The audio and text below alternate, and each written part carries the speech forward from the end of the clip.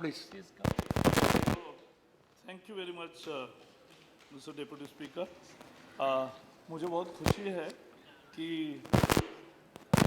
के 11 सदस्यों ने राजू गौड़ा जी, शिव प्रताप शुक्ला जी, विश्वम्बर प्रसाद जी, एन गोपाल, नदीमुल हक, CP Narayanan, Dilip Kumar तिखरी, Raja Ram, D Raja, Vijay Sai Reddy, Jairam Rameshji, Koreji, and lastly, you also made very important point, and from there only I'll start. Let me reaffirm again that IITs will be really center of excellence, and they will remain to be center of excellence, and will not allow anything that will lower its standards. Actually, we all should try to improve it further and make it really world-class institutes. And therefore, the quality is absolutely important. As far as Jairam Ramesh's suggestion, as you rightly observed, that MHRD even is not represented on the Board of Governors. It's completely run by Board of Governors. We only facilitate and finance. And that is where we will concentrate. And therefore, but people have raised very relevant issues. Faculties, scheduled caste, the dropout, and many other important issues. And they are important. And so therefore I'll address, and I'll come to the main theme also. Let me tell you that there will be no budget restrictions to the growth of IITs, and therefore IITs will not remain unfunded. And as I yesterday mentioned, we are already working out on a scheme for financing higher educational infrastructure needs, and in that, particularly research infrastructure needs.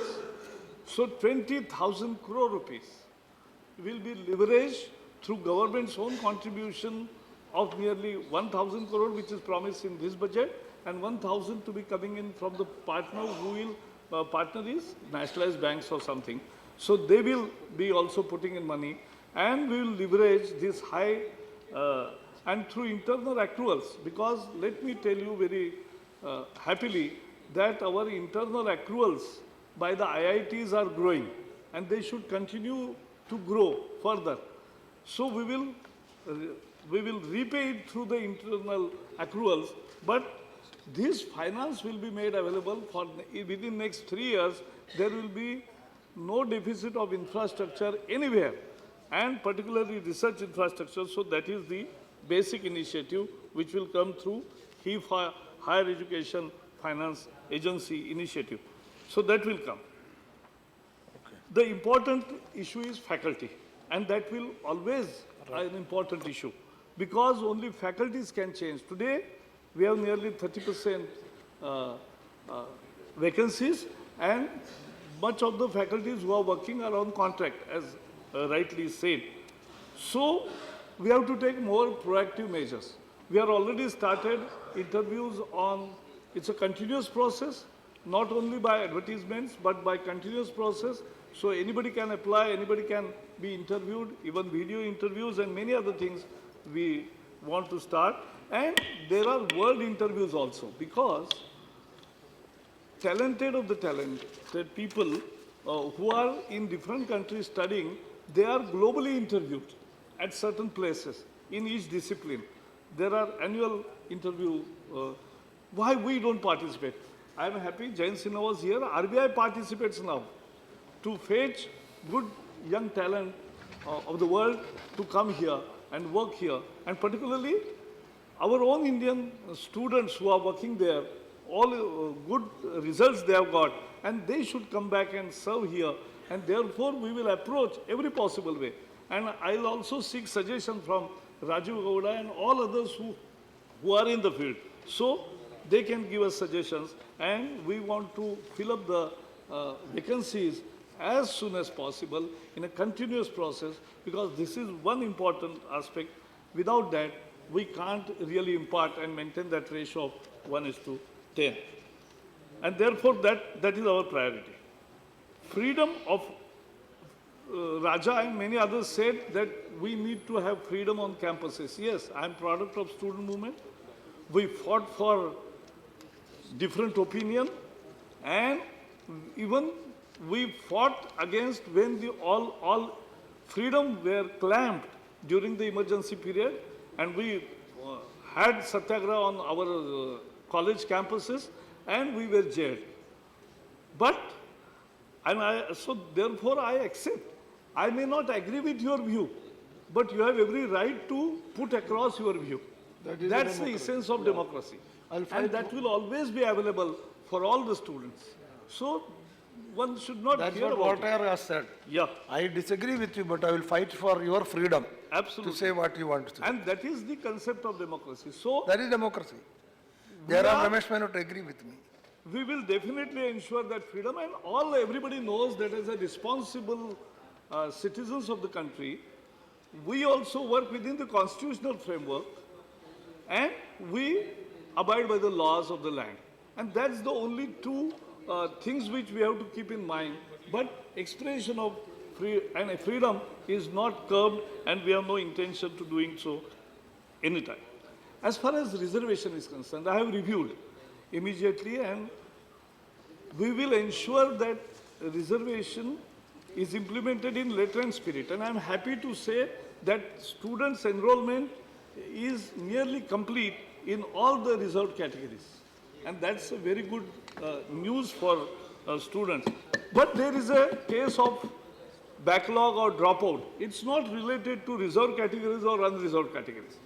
There are students who have some kind of backlog, who needs special, I call them special potential students. And those special potential students can be nurtured, as he suggested rightly. In Kerala, they carry out coaching classes. So one is remediation, one is mentoring by senior students also. When we talk of students, it's not always ragging what happens. It's a minuscule minority which is indulged into those activities. But many students are very good students, and they really like to mentor, and if peer learning is the best learning. And therefore, we want to experiment more and more good things to ensure that nobody gets dropped out. When he has basically passed the basic JEE and JEE advanced, so after that, nobody should be dropped out, because it will be waste of money and his depression. Why we should bring in depression to the students? So that we will ensure. Many people raised about fees. I have yesterday explained, again I will explain in 1 minute. See, on each IIT student, we are incurring expenditure of 6 lakh rupees per year per student. Somebody has to pay. Now, as a social justice, as a democratic institution, we have to decide who will pay how much. And that's what exactly we have brought reform in a way. First, scheduled caste, scheduled tribe students have to pay nothing, not a single paisa while admission. No money to be paid. So, there is no case of reimbursement, because they don't pay and they are admitted. So, that is guaranteed. Then, those Divyangas, there's a terminology which has been brought up and appreciated, brought up by Prime Minister and appreciated by the world, because they are the special ability students who also are exempted from fee. Parents whose income is below 1 lakh rupees, they are also get complete fee waiver, so they have to pay nothing. Under the 5 lakh rupees limit, the parents whose income is 5 lakh rupees, the students' fees, which was 90,000 earlier, has been reduced to 60,000. Because there is 2/3 fee waiver, so they are paying only 60,000. So it is actually reduced for all the students whose annual income is less than 5 lakh rupees. Up to 9 lakh rupees, the income of the family, the students will get interest-free loan. That means it's a fee by installment. It is because they are not paying from their pocket immediately, but they are paying through installments, and they are paying without interest. So that's a main important concession granted. So, for whom fee has increased? For those families whose income is more than 9 lakh rupees. Yes, fee has increased. So what is against the common student? It is the social justice what we are practicing. And therefore, I hope that we'll appreciate the move. Resources, and as I said, is important issue, and alumni contribution, research earning has to grow. And I'll come to that last and then I'll end my innovations has to happen. And timely PhDs and many other things which many members have raised, I have noted every point and therefore will address all genuine points. The main theme is, and Gowda ji started with that, is our IITs must become center of research and innovation.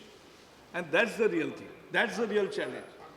And we have already started on many scholarships, fellowships to bring young talents, because why people are going away outside the country? Because they get more research funds, they got more fellowships, research scholarships, and they get all other assistance. We want to give that. And therefore, one initiative is CSIR scheme to attract scientists, technologies of India. STIO is a new initiative which is there. Then there are other fellowship programs like J.C. Bose Fellowship, Swarna Jayanti Fellowship, Young Scientist Project Award, Women Scientist Scheme, National Women Bioscientist Award, and there are many others, Swarup Bhatnagar Prize. And so, through various schemes, we want to attract back. When Prime Minister says, make in India, actually he means that he is appealing to the young, talented students who are studying abroad and are working there to come back to India. Come, innovate, others, and he is appealing to NRIs and others also to invest in such ideas. So come, innovate, invest, make in India, and sell with pride as made in India. That's the whole concept of make in India. So there we want to bring back all our good talented people to do more research. And I was chairman of working group on IT for masses in the year 2000 for Government of India. And we went to MIT and negotiated MIT Media Lab Asia project. That time when I came back, Atalji was Prime Minister, so he asked me what we are importing. And I told him, that was my spontaneous answer, that we are importing the research culture, the research environment, the research freedom. And that is what is need of our. And that is what we want to guarantee and inculcate in all our IITs. So they become the big thing. And Prime Minister has taken the right lead. We are now launching one imprint program. What is the program? That in 10 essential sectors, which is requirement of India, the research project proposals were asked from the youngsters and researchers. They submitted 2,000 proposals, research proposals. They were scrutinized and more than 450 projects are approved, and we are investing 1,000 crore rupees in imprint scheme. So nearly from 1 crore rupees to 5 crore rupees per project will be given by the government, because that is where we will have innovation and research. I am happy to report that IITs today and our all national research institutes, these training institutes, have filed more than 700 patents and have got more than, secured more than 150 patents. So that's one thing. GYAN is a new initiative. As rightly said by Narayanan, it's a cosmopolitan atmosphere which is very important. That atmosphere needs to be there. So foreign students we must attract. My own son did degree in Boston University, 17 students in PhD from 12 nationalities. So that's learning by itself. And therefore, this kind of interaction, growing interaction of faculties also. And under GYAN scheme, foreign faculties are coming and taking one course of 4 weeks to 6 weeks in India, and more than 240 courses have been conducted in last 2 years, and more than 640 projects are already sanctioned.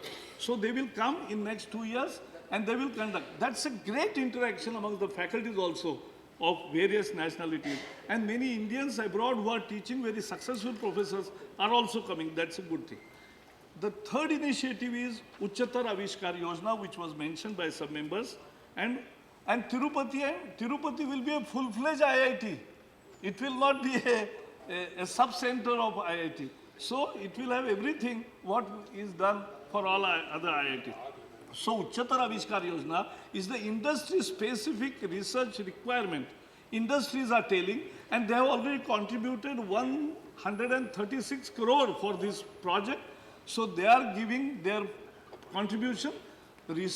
Faculty and students jointly will form teams and work on those ideas and bring out the innovation which is required for that. So we are investing heavily into that. We are also encouraging startups. So we are giving facilities, finance and escort, and more than 44 startups have already started working from IIT campuses. They can work, they can give officially their address for their startup venture of their hostel room. Everything is being facilitated. And incubation centers for jointly working, joint research, many people said. And there is Unnat Bharat Abhiyan. This is very important initiative because in Unnat Bharat, the IITs should not become an island of excellence. They must be part of the whole Indian story. And therefore, every IIT will go to 5 or 10 villages.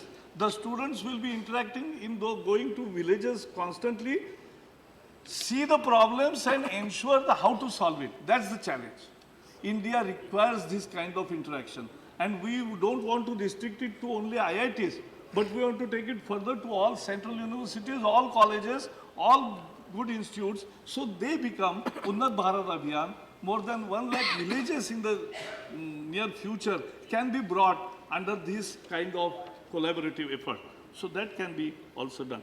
And therefore, last but not least, we are already working on an idea of world-class institutes, at least 20 institutes, 10 in private sector, 10 in government sector.